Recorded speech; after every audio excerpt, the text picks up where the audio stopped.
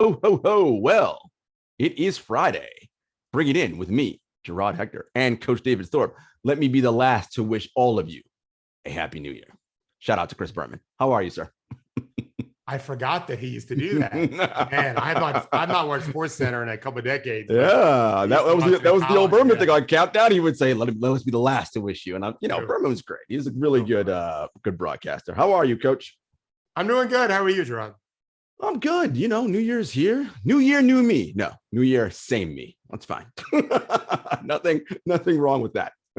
I don't know if I said this on our show Monday. I don't remember, but one of my things I'm trying to do this year is get to be a better writer, like literally writing. Mm-hmm. So I bought this Cursive handbook. I made it through B's. B's are hard. Cursive B's, lowercase and capital B are hard, but I've done pretty good with it. So I'm doing C's later today. I'm going to do one a day. And I'm a little nervous about words and sentences. I'm not convinced I'll be able to do it, but I'm intimidated a little bit, but I'm giving the old college try. So second grade is when you learn to write cursive. At least it's when I learned. I have not written in cursive in probably 2 decades. Me either. Yeah. Now, look at what my handwriting looks like when I'm just writing normal in no cursive. You're like, what the hell even is that? It just I think that's pretty good. So using mine. Like my hand when you try to write cursive, it doesn't know what to do. It's like it shakes and it's like can't do it. I think I grip the pen too hard. I feel like when I talk, I don't sound stressed. I write stressed. I feel it. I need to just lighten up a little bit. And so I'm reminding myself, I can't wait to buy like a $50 pen. If I get to Z and I can do the sentences, okay, I'm going to buy myself, not a nice pen, but a decent pen and just write. So I'm going to write a letter. My goal is to write a letter to my wife and my daughter in cursive. See, you're always trying to do sweet things. Look at you, Coach. You get you a nice Mont Blanc. It's wonderful. Look at Devin. I only write in cursive when I sign things. Me too, Devin. It's the only time and that's not even, my signature's not even cursive. It's just like a squiggly line. Like exactly.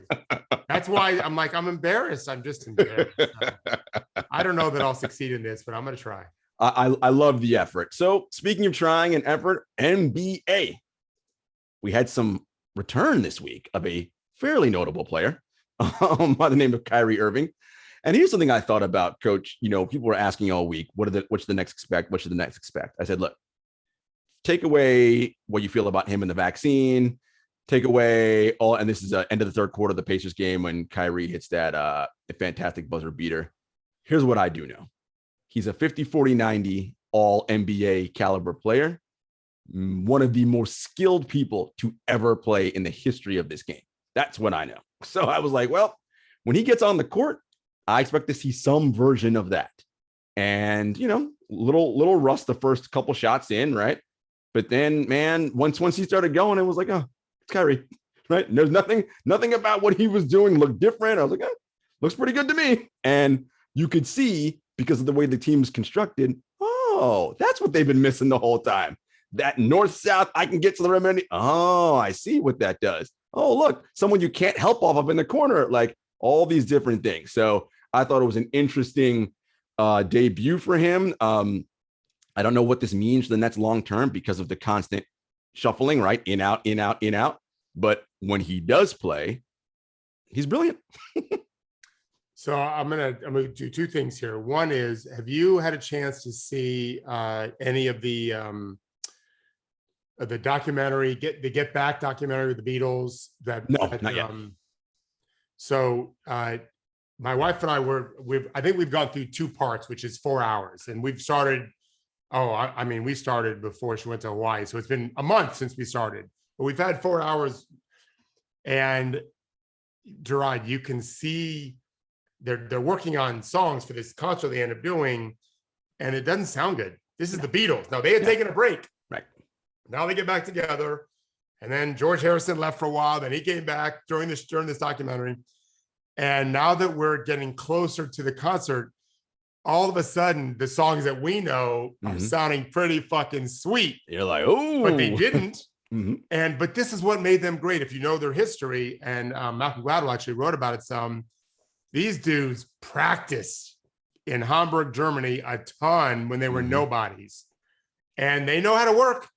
Like they know how to fucking grind, and they're super talented, and they had 2 of the best maybe 3 of the best songwriters of all time, because Harrison ended up becoming an amazing one. Man, that's Kyrie. Like, this guy, he's not been not in the gym. I can tell you that. Right. With not vaccinated didn't mean he didn't work. Right. So it's not a surprise that he looks the part, because he is the part. That is what he's gifted. His other issues are notwithstanding, he's going to be fine. I think you bring up a good point about what's next, because what's really interesting, Jarod, is as the three, you, Henry, and I have always talked about, how can we, if the league is married to 82 games, it doesn't mean the teams have to be married to playing their guys 82 games. Okay. So they're resting guys some. Well, maybe they could rest them more. Well, here's going to be a player that plays half of his team's games going forward. And if it turns out the chemistry works out just fine, well, maybe that's not a bad approach to take for other players, not vaccine related, that we can figure out a chemistry, and we've played other players more. They've got good reps. Some of these younger guys, maybe they play better in the playoffs. It's almost like they're forced to do an experiment, that we might see something really interesting. We might see something bad come. We may see something good come out of it too. I think you hit the nail on the head, and Henry had mentioned this. He tweeted about it when it was said that Kyrie's going to come back. We know this for sure. Assuming that no injuries happen to him through the rest of the season, who on the Nets is going to be the most freshest come the start of the playoffs? Fresh, yeah. Going to be Kyrie Irving, right? He's going to play the least amount of games. And something you hit on too, Coach, which I think is important. We can get on him for talking about flat earth and not being vaccinated and all that stuff. What you can't get on him for is he's a professional. And what you said about he wasn't sitting at home eating ice cream and getting fat and, just not doing anything. Clearly, right? He stayed sharp and stayed ready so that when he came back, he could be ready to play. And that's partly of a sign of being someone who cares about the game of basketball. So this idea that he doesn't care about ball or whatever, I'm like, that's not true, right? Because you would see if he didn't care, right? Like, he'd come back and look terrible. And, he cares about his craft. Now, the other issues he has about vaccines and all that, and whether or not how he views himself within the team, that's something you can definitely quibble with. But in terms of how he prepares himself to play, that's something you can't quibble with. There are people who are anti-vaxxers that really turn my stomach, because I know they're anti-vaxxers because they worship at the altar of a very corrupt, horrible former president. This ain't that guy. I think Aaron Rodgers probably does do that, but I also think, and Djokovic, the tennis player that is banned from a continent right now, I don't think it's politically oriented. I think that they genuinely feel like they're supermen and don't need the vaccine or don't trust it. I don't have a problem with that. That doesn't bother me in the least. They're probably wrong, but they're not like these other people who really represent to me something very sickening. There's a connection to the insurrection a year ago and all of that. That isn't the case with Kyrie. None of that stuff bothers me. He wasn't going to show up out of shape, not ready to play, because he has pride in what he does. Takes pride in his craft. And the Nets are a lot more interesting now. Certainly are. Well, another team, Coach, that is, before we get to another team that is interesting, let's talk about your article that came out today, the screening game. So it's interesting. I'll connect it to the Nets in a way. Yeah. So when Harden and Durant are playing, the offense is fine. Right, they do some things, but there is a skill set that Kyrie has, right? Particularly when he's off ball, because of the three, when he's off ball, he's the more likely one to split cut and do different things, right, and get to the rim. The Warriors, right, are an offense that's a lot of the stuff they do, right? Back screens, brush screens, split cuts. There is constant motion going on. Curry gives the ball up. Let's say he crosses half court and gives it up to, I don't know, Draymond or Andrew Wiggins. It isn't like he goes and runs to the corner and stands there, right? He's doing 58 moves on one side. You got Looney setting the pick somewhere. There's a million things going on. And that type of motion and Cuisinart, as you like to call it, makes it really difficult on a defense, because we always talk about, right, in the NBA, you have to choose. You can't guard everything. You got to pick. And you say, it's blackjack. What's got the highest odds of killing you? Stop that thing first, and then worry about everything else from there. Talk to us a little bit more about the Warriors' Cuisinart. Yeah, I fucking love it when you remember when I say stupid shit. I really, it's not stupid to me. It means a lot to me, Jarod, that it's not stupid to you either. Thank you for that. No problem. Jesus. Sorry. All good. Enough. That's my boy Sam Amick. Live work. Sorry about that. Well, yeah, I'm not going to apologize for having a ringtone being Post Malone. Nothing wrong with that. Yeah, that's a great song. I think that the reason why I came up with the idea to write the article is you and I talked about this last week. I knew that Billy Donovan was talking to his team about, we got to set better screens. I don't care if Zach LaVine's out and DeMar, like, screen somebody. I had another player telling me, his head coach, because I said, why are you guys struggling? And this guy said, coach watched film and he's like, no one's screening anybody. And then I watched on film and he was right. Guys are dodging screens, they're veer screening, the go screening, whatever. You got to hit somebody. And you can legally hit somebody on offense if you screen. That's really about it. And obviously the job is to stand firm and let them come to you. But these guys, they find a way to get in there and stuff. The Warriors just execute that better. So the reason why I wrote about it is I saw Looney get back-to-back dunk layup. This is the slowest, least athletic guy on their team, really. Maybe Draymond's close there. And he just set really good screens. And of course, Steph's presence makes a difference. But as you watch the league, it really makes a difference. I quoted Steve Kerr, who was referencing John Stockton, who famously in my world, John Stockton, little scrawny dude, would go, we call a cross screen, block to block for Karl Malone. Well, the guy guarding Karl Malone looked like Karl Malone, twice the size of John Stockton. And he still hit that guy. You could even do it more than now. Screening game is a big part of this game. And so as we've seen the defense evolve the way we have this year until very recently with COVID, as it's decimated rosters and personnel and all of that, we saw the defense winning. And so I wrote a couple weeks ago about passing, how that's one way to solve the problem. Well, another way is just set better screens. And everyone can do that. We might lack talent. We might even lack some innovation with regard to X's and O's. But whatever we do, if we execute our jobs better, we'll be more successful.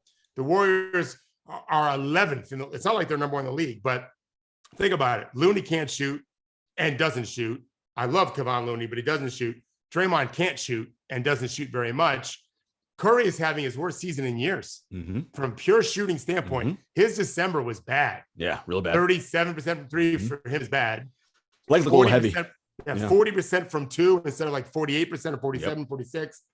And yet they're not, and they're 29-9 without Clay and Weissman, who knows how it'll be.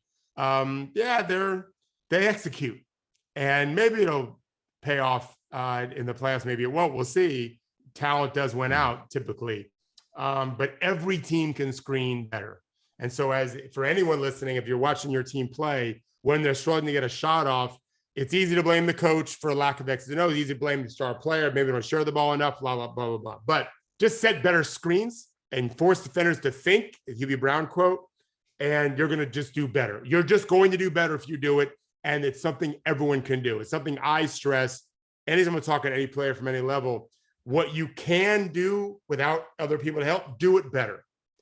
Stop blaming others for stuff you can do better. And then once you do everything you can do better, and it's still not working, well, now we can look outside you. So do that better. I think that my hope was if you read the article, you'll see the game a little bit more crisply going forward because you'll start to see the screens that I see all the time. Absolutely. And, something that obviously Hubie Brown said that coach uses all the time. The one reason we set screens is to force the defense to think, right? Like that's the thing. Because when a screen is coming, you have to literally think, what am I supposed to do here? Now, most good players know exactly. They're not even thinking. It's all they're reacting. They know exactly what they're supposed to do. But that's the goal, right? And it makes your offense that much more difficult to stop. And this is a perfect segue. Man, we designed the top of the show really well. Let's talk about the Boston Celtics, because here's a team that for sure they could definitely screen better, but they got some problems. They lost that game last night to the New York Knicks. And of course, head coach Ime Udoka ripped them about mental toughness. There's a play coach that really kind of stuck to me out about what their problem is as a team. They still had the lead, and it was 6.5 minutes to go in the fourth quarter, right? So this isn't a situation where you're running out the clock, right? You got 6:30, like you got to play. A lot of time left. Tatum has the ball, and it's just standing and dribbling with it. I'm like, and there's nothing happening. Other four players on the court are doing nothing. I'm like, well, what is this? 3 seconds left. He comes in, whips the ball across court to Marcus Smart to throw up a three. Obviously, he didn't go in. What is that? That's not offense. Like, what is that? And that is part of the problem that the Celtics have right now. They are not running any kind of coherent, efficient offense. And with Ime Udoka coming out, and I think Ime can be a good coach. It's his first year, and he's been ripping them in the media a ton, which, probably not the greatest thing to do, but he'll learn about that. But he made a point about, we need someone who can get in here and calm us down and get us into our offense. And it's something that you see, coach, when you watch a Chris Paul team, any team with a good point guard. They get into offense, right? Because Chris isn't standing there just pounding the hell out of the ball. No. You cut there, you move here, you do what you got to do. Everyone starts moving, and they get the ball rolling there. Boston, they got problems, and I'm very concerned that the Tatum Brown connection, that ain't lasting. It doesn't seem like it's going well. We're going to get to Chris Paul in a minute, because we're going to talk about the Phoenix Suns, forgotten first round pick who's doing pretty good now. So here's my thing with Udoka, who I've heard great things about from everyone. Even back when he was a player, I was helping players that were teammates of his, and they loved him. But I remember being 24 once. I wasn't a professional basketball player. I don't know that I would have loved having someone call me out like that, as if they're not part of the problem too. I know that when I was even coaching high school kids, I just always wanted to use the word we and really make it personal. Like, if we're not doing a good job, it starts with me. And I know these are NBA players and professionals and all, but I would have liked to hear a coach say, I've failed at this. And then we're not playing well in the fourth quarter. But blame yourself first, I think, is a wise approach. Did Tatum and Brown and Smart get less mentally tough than they were when they were in their early 20s, getting to the Eastern Conference Finals years in a row? I don't think so. They were mentally tough then. Did they forget it? Have they gotten fat and happy with their salaries? I maybe, but I just think that's where the break is why aren't we all in this together, figuring this stuff out? And so that was alarming to me to see. I'd rather you blame us and not them. And that, I felt like he was blaming them too much. Yeah. I'll read the quote here in the piece. I think it's a lack of mental toughness to fight through those adverse times, Udoka said after the Knicks forward RJ Barrett banked in a three-pointer at the buzzer and completed a 25-point Knicks comeback. To your point, it's across the board. It's a turnover here, a bad shot here, a missed defensive assignment here, and several missed rebounds tonight. Now, those things are all true. They all happen. But to Coach's point, this is a collective and a we thing. If you point at you first, and then you add that, right? It's sort of like giving your medicine that's gross with like some sweet sugar with it, right? So that it goes down better. They know. Tatum and Brown and Smart, and those guys know where they're messing up. But if you come out and you say, here's where I'm also messing up too, it makes hearing that message a little bit differently. And again, it's different when you're an assistant coach, right? Because assistant coach can probably say that, right? Because he's got a different pecking order in the whole thing. But as the main guy, you can't do that in the media, right? And again, first time, you'll learn. I mean, everyone turns the ball over. Everyone misses shots. Everyone misses assignments. What he didn't say is the mistakes that he made. I probably should have played Marcus a little longer. Maybe I should have got Jason a little earlier. I needed to run a better play, or don't say any of that. You don't have to. No one's making you be that descriptive. He could have just said, I have not found the buttons yet to get us to just play better when we were playing great.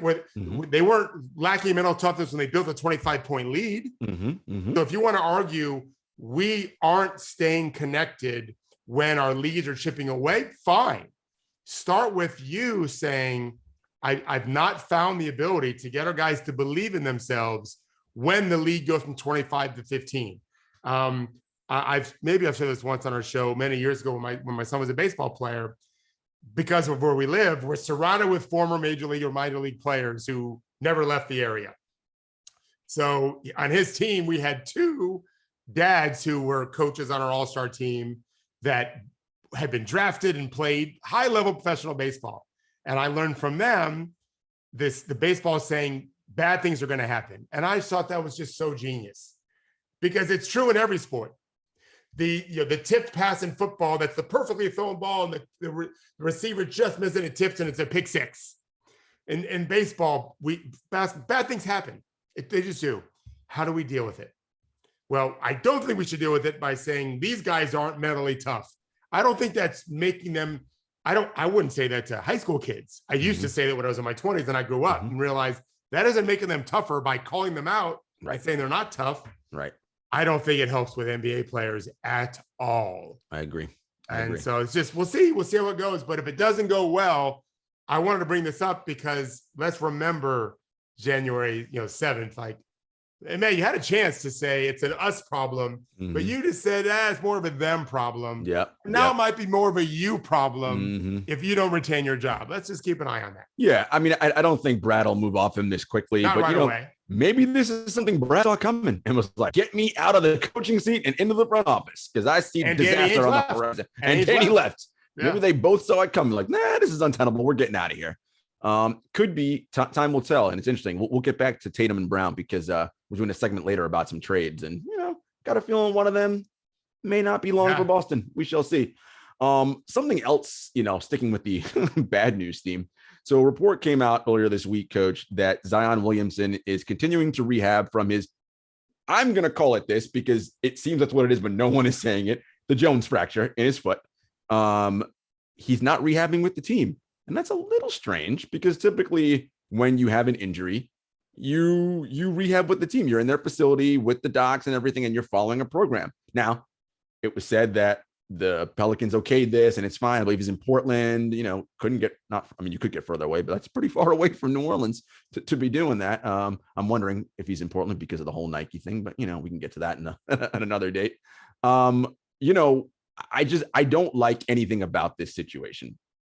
Zion hasn't played any ball yet this year. This is his third season and his third injury, where he's missing significant time. Nothing about this strikes me as this is all going to have a happy ending in New Orleans. It just doesn't look that way. And again, I go back to the fact that he broke his foot in the summer and nobody said anything until the beginning of training camp. No enterprising reporter knew anything about this, which I find very hard to believe. So things just not looking great in New Orleans right now with Zion. And, it's tough. And that may put some pressure on the Pelicans and on Coach Dave, on front office head David Griffin. Jarod, do you know what sneaker company he's with? He's with Jordan Brand. And do you know where they're based? They are in Oregon. So you answered your question. So he has chosen his sneaker team over his basketball team. Well, one thing I'll say to you really quickly, and you'll continue your point. Our good friend Ethan Strauss made this point. Your employer is the person who pays you the most money. Oh, yeah. That's the one who you listen to. Jordan Brand and Nike pay him the most money. Continue. Yeah, that's exactly right. So he's choosing to be with those guys. And all of it stinks. All of it stinks. Everything you said stinks. It stinks that we didn't know about it. It stinks that how do we not know about it, right? This is Zion Williamson. My pick for the MVP along with KD to start the season, day before he got hurt, I think. I have alarm bells ringing all over the place. Like, this is fucked up. And I'll say this is we've done this. We've got hundreds of podcasts in, I think, you, me, and Henry and Judy. And I have no problem calling out franchises. I think it's fair to say, nor do you or Henry. But on this, I'm going to the individual first. It's not to say that New Orleans is perfect. I'm not suggesting they are. But this whole mess starts with the player and his personal team. How are we doing? What is our face? How are we presenting this? He's not the first guy to get hurt. Come on. Mm-hmm. It's just an ugly scene. Meanwhile, Pelicans beat the Warriors last night. Now I realize Golden State was missing Curry and Draymond, but you don't apologize for wins in this league. Correct. Brandon had 32 last night. Like, they're finding a way. They've got some good young players, and Ingram's I think still a very talented player. It's something's wrong, and I'm not I don't know what's wrong. I just know this is the opposite of ideal. And to me, it's on the Jordan Brand and on Team Zion to present a better face. The Pelicans, you have absolved them from anything. You're not with them anymore. So now it's all on you. Well, who's it been on before? Are you saying it's their fault that you're in this situation? I find that hard to believe because you still have to okay everything. I would never let a team only be in charge of your own team. These guys make enough money, Zion especially, makes enough money to have his own people to get a second opinion on and build a strategy going forward. Whatever they've done collectively, and again, it starts with Team Zion, it hasn't worked. So it's time for a new plan because this plan is blowing up in everyone's face. And it's not a tragedy. No one's dying. It's very sad because he's this electric talent that would ignite the world. And instead, not. Yeah. I mean, it's looking like he's going to miss an entire season of basketball. That's crazy. Oh, I think you're exactly right. I would be shocked if he plays this year. Not from any personal knowledge, just my guess of the situation. And I don't know when he'd come back. Like, why are we assuming he'd come back next year and the year after that? Why would we assume that? You're right. He hasn't played in a long time, and we're not really aware. In fact, maybe he's hurt. At this point, what would you believe? I don't know what to believe. That's a good point.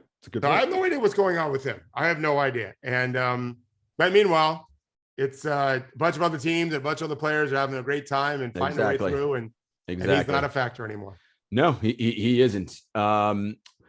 The Athletic transitioning had an interesting piece. So, the NBA had its 75th anniversary team that they did this year, and the Athletic and many other websites are doing like their own version of NBA 75 and who are some of the great players. And Harden came in at 33 on the list. And, you and I, Coach, are fans of James Harden's game. A lot of people, it's so funny. I can always tell if someone like actually likes basketball based on how they talk about James Harden, right? And I'm just like, you're just spouting narratives about foul calls and all that. I'm like, that is a small part of the game, like small part. And if you really watch what he's doing, right? And our friend Marcus Elliott from P3 has talked about this, his ability to decelerate is the best in the NBA. Him and Luka Doncic on their charts are here, and there's a massive gap before you get to number 3. They are so good at getting their body to slow down in space. Yeah, that's going to cause fouls because if you're going at full speed and you can't stop at the same time they can, you're going to foul them. And it's genius. And by the way, starting in this month of December, James Harden's now up to 11 and a half free throw attempts per game. So the free throw referee situation ain't a problem. He's figured it out, right? He's still getting his calls. But there was an interesting line that in that piece that closed. I'm going to read it. And it was Mike D'Antoni talking about him. There's different ways to be good at what you do. And if it doesn't all fit into one cookie cutter mold, and James is a little different. He plays differently. But would it be the same argument if Chris hadn't gone down with an injury and we win a championship? Then is it the wrong way? I mean, you won 65 games and you play that way. I don't know where the evidence is in the other side that we just didn't do. We just didn't win the whole title. So much good and how he plays is what we talk about. And I think it's a little bit silly. And what I love there in that quote from D'Antoni is what we talk about. Winning the whole thing is really hard. Don't let LeBron and the Warriors confuse you into thinking, you just every year you go and you win. And Michael Jordan, that's not how this game works, friends. If you advance to the Final Four, that's pretty freaking good. You need luck to win. And that was one of Houston's big problems, right? They didn't have luck. Because I'm firmly convinced Paul doesn't get injured, they're winning that series and they're beating the Warriors and they're going on to the NBA Finals. Shit happens. And yeah, it's been unfortunate, but the fact that he hasn't won a championship should not negate his greatness. Well, part of the problem was they relied on him so much in the regular season that I think he got burnt out a little bit. The thing about Harden, I'm going to try to explain as best I can. Harden, LeBron, a few of these guys.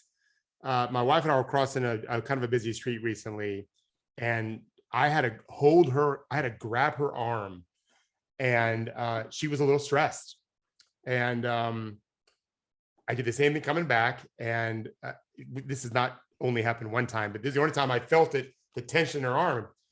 And she said to me, she's like, how do you process? These cars are whipping by and you just you're so casual. And I said, did you ever play the game Frogger?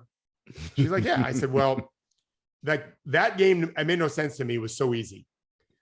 I am dumb in so many things. I can't, the list of things I'm terrible at is so fucking long. Like in craps, I can play craps, but I need to play with my brother. who can instantly know the odds and know what the exact number is. Otherwise, I have to depend on the people who are helping you tell me what the right number is for the odds and everything. If you play craps, you know what I mean. My brain just can't compute like that.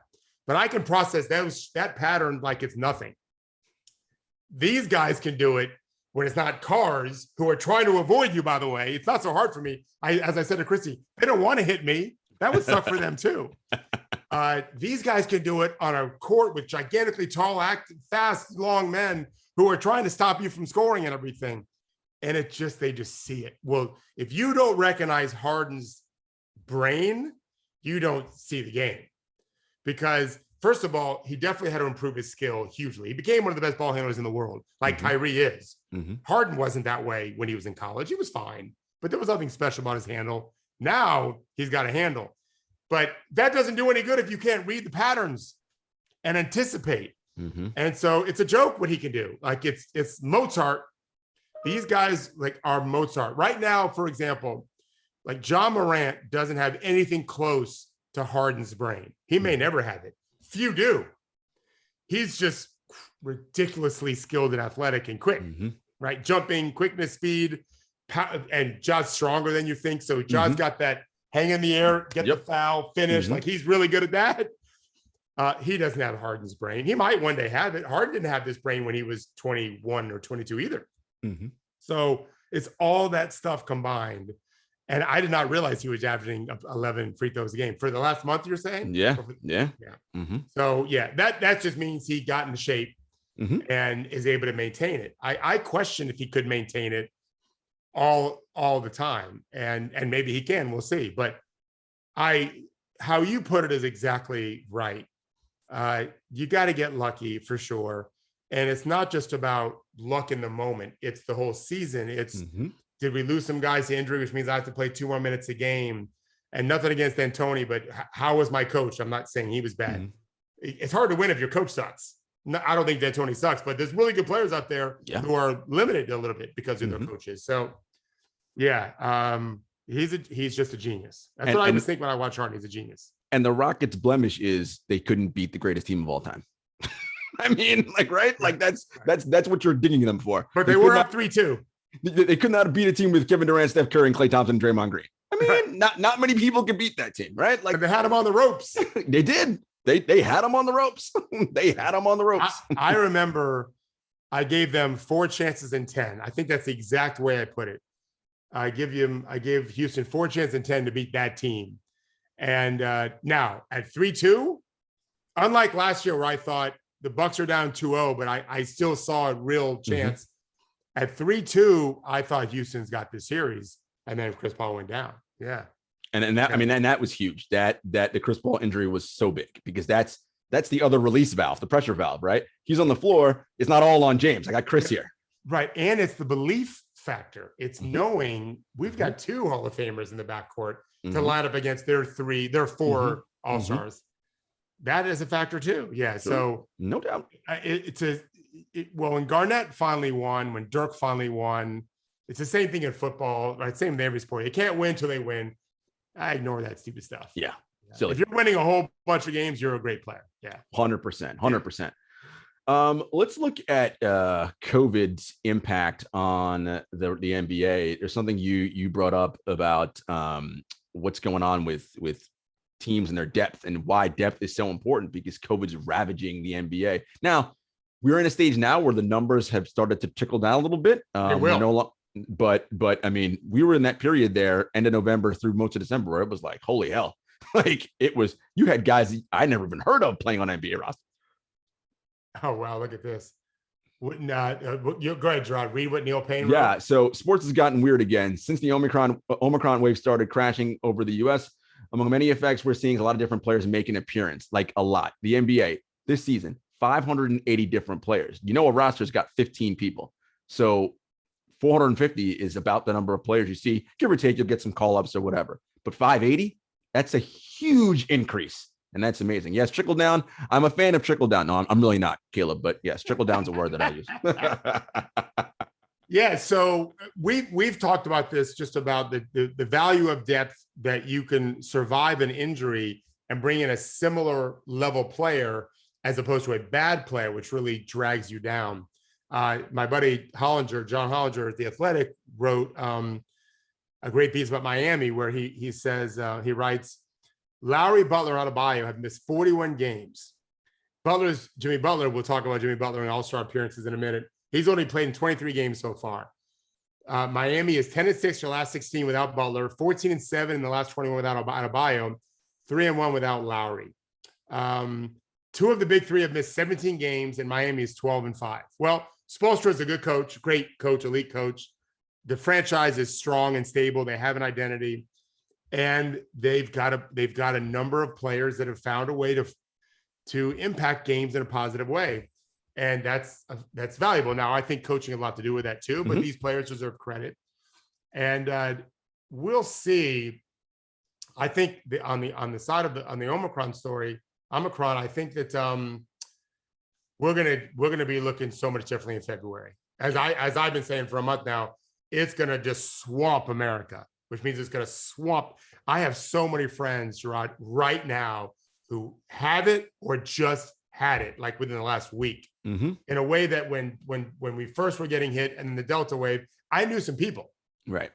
But every one of my friends fully boosted, or at least 2 shots. I have some players that I talked to a lot that have had it that did not have the booster, but had 2 shots, and they're NBA players. Everyone's got it. So it's not going to have, we're almost going to get herd immunity that way between the vaccines and the infections. It's just going to struggle to continue to do what it's doing, which means we're going to see a lot less cases. Then these teams will get back at full strength. What I want to see is, will some of these guys, like the guys in Miami, but some other places, will they stick around? Will they stick around? If they prove they can do enough, and maybe someone else will be out of a job. As I've said, there's a whole bunch more players that can play in the NBA than actually play in the NBA. And we're seeing that now. Absolutely. And the NBA recently just announced they're going to extend the testing another week to 2 now to make sure that they're checking players, and those who were boosted will not have to subject themselves to daily testing. But if you are not boosted and just regular vaccinated, they're going to extend that testing because they want to kind of keep an eye on this. The other thing is, Coach, do you think there's a competitive advantage to when you had the COVID outbreak on your team? So for instance, if you had it early, right, it's better for you now back half of the season, because we're almost at the halfway point, by the way, folks. I know it's common knowledge to assume that the All-Star game is halfway. No, All-Star is like 2/3. We're almost at halfway right now. So is it better to have it early and ready to roll, or get it right before All-Star and you come out of All-Star and you're healthy? Where do you see competitive advantage to having a COVID breakout? Well, it's only an advantage if you take advantage of it. You have to do something. So if you stumble upon a player that turns out he can play in our rotation, and now you've got time to really mix him in, but that's the benefit. And also the lack of concern, like, hey, we've had it. We're going to be okay. It's not a stressful thing, unless we turned out that people are getting Omicron 2 and 3 times. That'd be bad. I don't think we're seeing that. No, not so far. Anyway. But it's every team in the league has had someone in health and safety protocols right now, and so we're seeing it. You wanted to talk about Jalen Smith quickly, an interesting free agent on the Phoenix Suns. So he was a first-round pick 2 drafts ago from Maryland. They didn't pick up his 3rd-year option, which is pretty rare. He may not pick up his 4th year, but they didn't pick up his 3rd year. And now, because of Saric is out for the year, Ayton in protocols, I think. He's been pretty good. I watched him last night. He was good. His last, if you scroll down, Judy, I think we'll see his last 10 games. Yeah. Yep. So last 10, move up a little bit. Right there. Yeah. Last 10, he's averaging 20 minutes a game. He's averaging 12.5 and 8, 82% from the line, 38 from 3, 56.7 from the field. It's pretty good. Yeah, for a guy. And now he's an unrestricted free agent. He's going to get more money faster than he would if he was stuck for 2 more years on the rookie deal. I just thought that was interesting. This trade season, I think, is going to be interesting, Coach, because I think with COVID and with teams trying to figure out, are we going to be playing or whatever, do teams even know what they have, right? And what they can do. And I think some teams are going to be like, oh, wait, but I think this guy we picked up on 10-day might be pretty good. This will be a competitive advantage situation where if you got a smart team, smart GM this period right now, if you can get that 1 or that 2 piece that you need, and someone, again, you know who your stars are and who your regular rotation guys are, but in the playoffs, who can I put on the court for 5 to 7 to 8 minutes who we're not going to go negative when he's on the floor. Because in the playoffs, when everybody's good, that's what you need, right? You don't need a guy who's going to like, oh crap, we trade her when we take this guy out. Can I maintain where we're at? That's a huge advantage. And who can find those guys? Because they're out there, as you say. They're not all in the NBA, but they exist. Yeah. I just think it's an interesting thing where I wonder what his value is going to be now. We'll see. It's a long way to go, but someone's going to take him. Whereas before he might have been Europe bound. Now someone's going to say, okay, he's got to give him a chance. I watched him play last night. I thought it was pretty good, pretty active, athletic, long. And Phoenix looked good last night. I mean, without missing, I mean, yes, I know the Clippers are down to like their basic G League team, but they look good. You put a Michelle Roberts story in the rundown. Set that up for us. Yeah, I was really taken, first of all, to be a woman and a woman of color in not just in sports, but in America.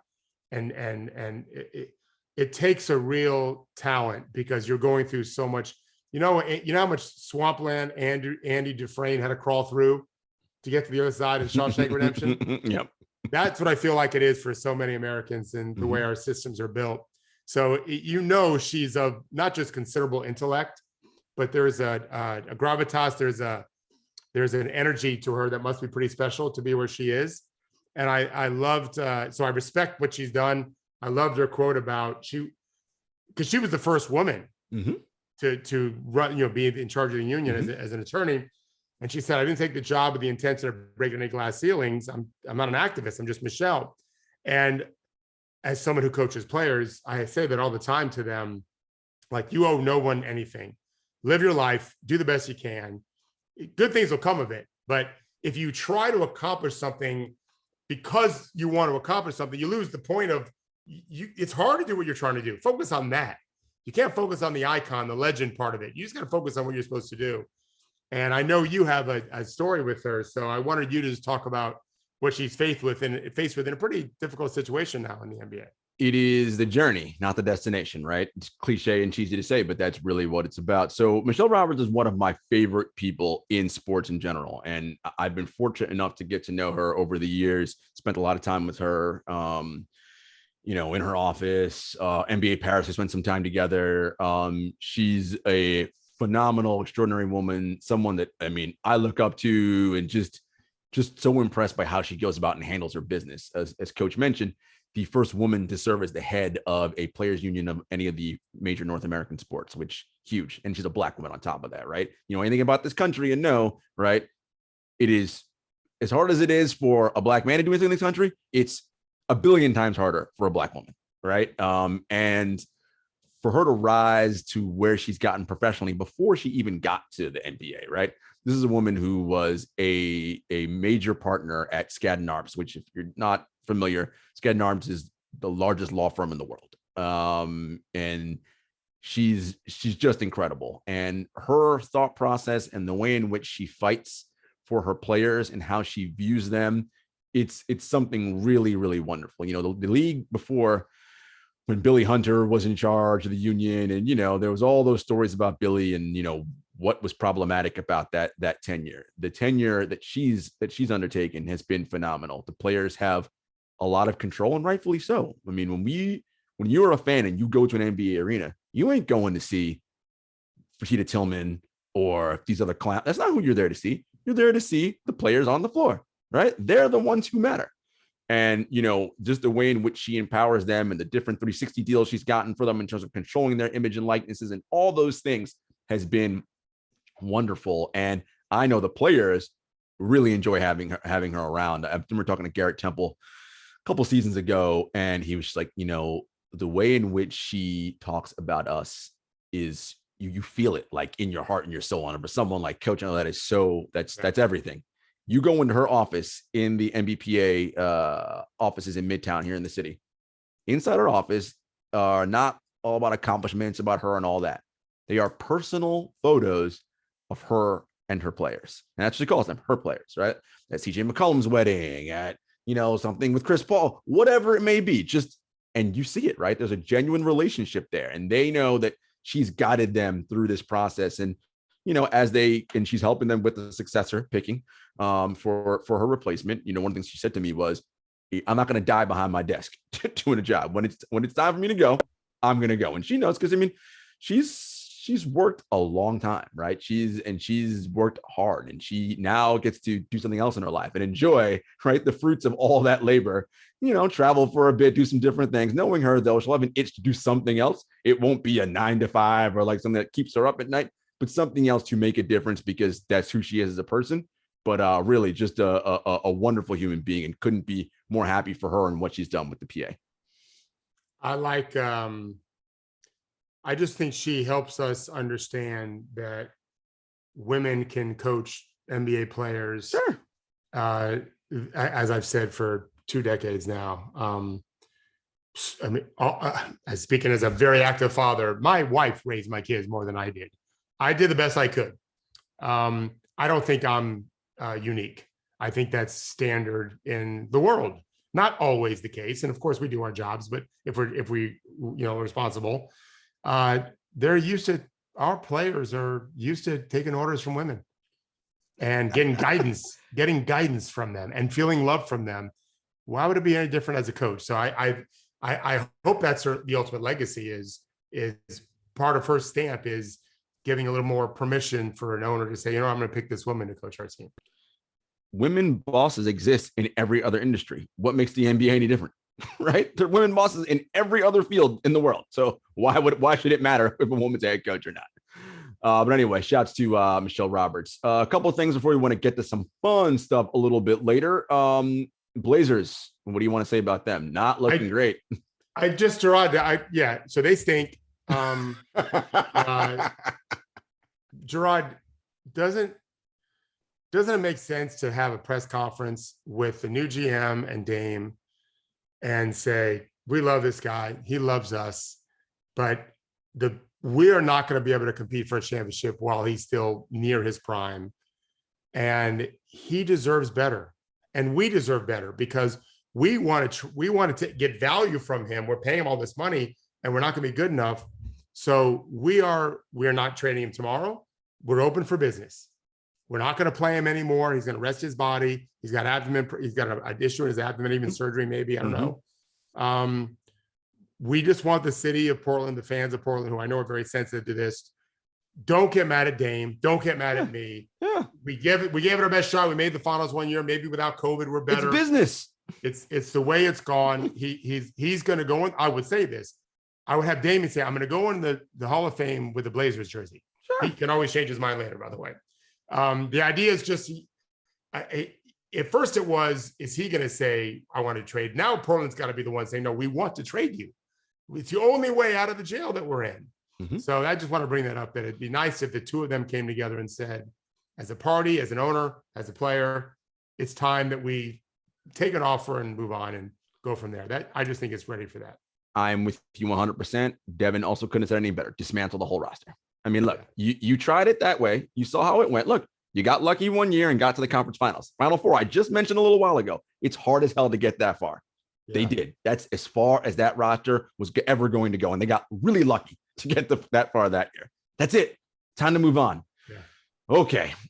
We had an interesting week this week. The greatest Euro player ever had his jersey go up in the rafters in Dallas. That is Dirk Nowitzki, number 1 on Mavericks list all time in literally every category that matters. Games, minutes played, points, rebounds, blocks, and everything. All that stuff. He's the guy.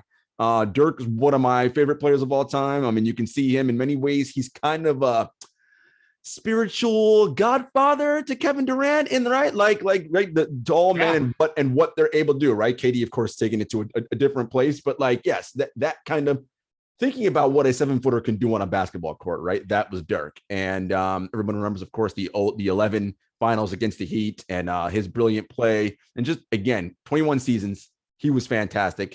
It was a great retirement jersey hanging ceremony. What do you remember most about Dirk, Coach? Yeah, I don't want to go up far because I want to get to our fun stuff at the end. But KD took Dirk shooting and then added dribbling. He's a better athlete also, but what makes KD is he can dribble so well. That separates him.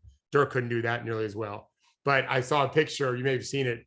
I forget who did it, but they used players' faces to represent the leading scorers of all time from all the spots on the court. And all the mid-range is Dirk Shaq is at the rim. Ray Allen's in the corner. Steph Curry's here. Dame Lillard's at the wings, at the break, above the break, and Trae Young's at the top of the key. And it's Dirk everywhere in the middle. It's great. He was just special shooter. Yeah. And from coaching players that teamed with him, phenomenal teammate. If you can fake it when you're that good, these guys were like, he ain't faking it. He's the real deal. So I love that. And of course, what everyone iconically remembers about him, right, is that one-legged fadeaway jumper in the mid-range area. Pretty lethal, right? An unblockable shot because he's over 7 feet tall. So you ain't getting up there to stop it. Just to finish that, I early in my career when I was helping players deal with their next game, this was the height of Dirk's career. So my power forwards, I had to try to prepare to guard against Dirk. So just remember this now. You're going to see on Twitter, people love to say, I don't know anything about basketball. They're allowed to say that. All right. I have a history in this game, but one of those histories is trying to figure out how to guard guys like Kobe and Melo and Wade and Shaq and Dirk. That's how I cut my teeth working with pros. I was already doing high school for a decade plus before that. Try guarding Dirk Nowitzki. Try that. What are you going to do? I had a plan. I'm not releasing it, but I know what we did with Dirk, and I use it with other players now. But nothing was like Dirk because he's 7 feet tall. You couldn't contest his shot. It was fucking hard. Yeah. Wonderful player. So shouts and kudos to Dirk. All right, coach, all-star season is upon us. The first group of votes came out. Stephen Curry and Kevin Durant leading in their respective conferences from the fan voting. So we figured we'd do some locks over here. So you kick it off, East locks. Who are the locks you have in the Eastern Conference? Everyone's got these. Embiid, Antetokounmpo, Durant. I'm going to throw a fourth lock. I think DeMar DeRozan's a lock. By the way, I have no idea how they do it. I don't know if it's fans. I can tell you, I don't know. I'm telling you in terms of the four players who clearly should be starters in the East, it's DeRozan, Durant, Antetokounmpo, and Embiid. I'm with you. And it's fan, media, and media combination, and then the coaches pick the reserves. Again, my locks: KD, Giannis, Embiid, DeRozan, and I'm going to go Trae Young as a fifth lock. Even though the Hawks are playing like garbage. And by the way, a lot of that has to do with how Trae Young came out the season. When he said it's kind of hard to get up for the regular season after what we've accomplished, I'm like, my guy, you went to the conference finals once. You haven't accomplished anything. That set a bad tone for them, and I don't like what I'm seeing. But I have my Trae as my fifth guy, but I didn't have him as a lock because I didn't know how they did it. But he was my fifth guy. But so those are my five stars. Then you have anybody else that you think is going to round out that roster? Yeah. So on the East, I've got Harden, Holiday, Van Vliet, Jarrett Allen, Winston Garland, and Jimmy Butler's only played 23 games now. But if he returns soon, by the time we get there, he's playing fantastic when he's played. Assuming he comes back and plays well, I would add Jimmy Butler too. I think the All-Star has 12 spots. Yeah. So those are my five I gave you. The other two, I didn't do all 12. I just do 7 that I think pretty confident. So those 5 locks, and my 2 that I'm also highly confident are going to make it: Van Vliet, and who's a first-time All-Star, and Jarrett Allen, also a first-time All-Star. Got them both there. Good. All right, West locks. West locks are probably going to be the same too. West locks, I've got the Joker, Braun, Curry, Chris Paul, and I want to say Luka, but I'm going to go John Morant. Yeah, Luka, no. So here's the odd thing for me, Coach. I was doing this the other day, and I was like, I feel like I'm missing someone, and it's Luka. And I'm like, he hasn't played well. I did the same thing. I swear to you, he wasn't on my list at first, and I'm like, Ja deserves it over him. Luka's on my list, but not on my top 5. Ja's on my top 5. For me, my top 5: Jokic, Curry, LeBron, CP3, Donovan Mitchell. Donovan is my next guy. He's on the team for sure. I was like, you have that good of a record. One of your people got to make All-Star. Rudy is probably going to make it too. All right. Who else do you have making the team? I've got Cat. Karl Towns is playing really well. He is. Book. They should get 2 All-Stars. In my opinion. So I think they need 2 All-Stars. Booker's doing great. And then right now, we'll see how things go, but I got Wiggins. The Warriors might have 3 All-Stars, and one of them is not named Klay Thompson. Oh, because of Draymond. Yeah. Right. Maybe I should have Dre over Wiggins. You're right. So my second 2 I did 7 again for this side, realizing there's 5 more spots. John Morant for sure, easy one, first-time All-Star, and Draymond Green. Look, to me right now, if you're doing the awards, he's Defensive Player of the Year. Player of the Year. Yeah, you're right. You look at all his metrics, he is the best defender. Draymond should be in there above Wiggins. You're right. So those are my 7, and I'm sure some combination of those guys will be there, and then they'll fill out the rest of the 5. Yeah. Okay, trade season is upon us. February 15th is, or 7th is the trade deadline, Coach. And I said, let's pick a contender, and we think a great trade that will work, that will get people excited. You go, because you got one for me that's going to get me super excited. So give me one. I'll do the excited one first, because the other one I think is more basic. I want the Grizzlies to say, fuck waiting. Let's see what we can do here, right? We got this incredible talent. John Morant's an MVP level player right now. So I got him trading Kyle Anderson, Dylan Brooks, Desmond Bane, who's pretty good. No, I hate to give up Bane. I know. And DeAnthony Melton for Bradley Beal. Ooh. I don't know they should do it. It's something I'm really considering. Beal has not played well this year. He may not want to stay in Memphis after a year, so maybe you don't do it. But if I'm Bradley Beal and I can play with John Morant and JJJ, that ain't a bad way to go the next 5 years. Listen, this is how I know we're spiritual basketball brethren, because the Grizzlies are also on my list. And I said, let's go all in for it now, because they're a solid 4 seed. Not quite as good as the top 3, but they're solid 4. And it's the same thing for me. How can I get Jaylen Brown? Because they're one wing player away, right? That's what they need. Now, I don't want to give up Desmond Bane because I'm greedy, but I'm probably going to have to if I want to get Jaylen Brown. You got to go for All-Star, yeah. Right? So, but that's what I'm looking for. Can they figure out a package to get Jaylen Brown? Because I think John Morant, Jaylen Brown, and Triple J, now we're cooking with gas. I like that. All right, give me your second one. Good. Yeah, that's good. So the other one I have is, I wrote about this before the season started, and I still feel this way. I think the Sixers can get Derek White and DeJounte Murray, who are good players. It solves some problems for them. They're both defenders. They've become very deep in the backcourt. Obviously, they can find other help with Ben Simmons because he's a big loss. But the biggest problem is their defense without Ben. And I think White and Murray as the basis of a trade. And I just don't think they're going to get what Daryl has wanted. He's positioned to get all this time. I don't think they're going to get it. So settle for 2, not quite all-stars. Well, definitely not all-stars. Murray still got a chance. Murray still has a chance. He's young, and they know how to play. They know how to win. They know how to defend. And then San Antonio's got Devin Vassell, Josh Primo. They've got Johnson, who's got some talent. And now you put Ben Simmons in, and I think that they've made a good move for their future. I'm with you there. And Daryl's got to know that now. And look, the key for them is you got Embiid, right? Embiid's playing at an all NBA level. That's the piece that matters, right? On both ends, because he's offensively and defensively fantastic. You put some pieces around him, I think you'll be fine. My trade was looking at the Chicago Bulls. Look, they're legit right now, right? Yeah. But just like Memphis, they're a wing away. Do I want to give up Patrick Williams, Kobe White, and something else? And can I get... I'm trying to think who's even available. Can I get Jaylen Brown if he doesn't go to the Grizzlies, right? If you put Jaylen Brown with Lonzo, Zach, and DeMar, whoa, they'd be really good. Yeah. I mean, now we got that's really cooking with gas now, right? Like, so, or is there another wing they can go after, right? But wings don't grow on trees. Everyone needs a wing, right? Like, they don't grow on trees out here. But can they get that one wing piece? Can they get DeAndre Hunter away from Atlanta? Yeah. Because he's an excellent defender and can hit threes. Yeah, the Hawks really need him. That'd be unwise to trade him. Yeah, very unwise. If I'm Atlanta, I would not. All right, top 5, Coach. Who do you got? Number 5, I got the Bulls. Number 4, I got the Nets. Number 3, I got the Warriors. Number 2, Jazz, and number 1 with a bullet, Phoenix Suns. Wow, no Nets in my top 5. Grizzlies 5, Cavs 4, Jazz 3.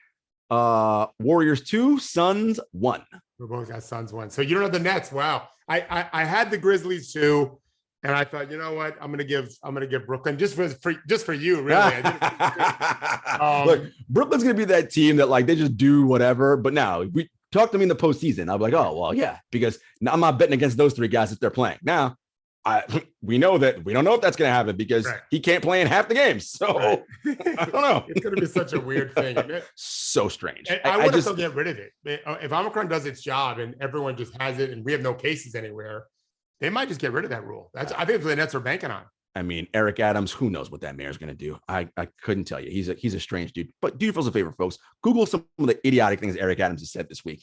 Yeah, not great. Yeah, we didn't talk about that. We didn't talk about that. Everyone, enjoy your weekend. Watch some hoops. Stay warm out there. It snowed a little bit this morning here in New York City. Not snowing in Florida, I'm sure. No. 80 degrees tomorrow. And we'll see you guys on Monday. Take care. Thanks, guys. Be safe.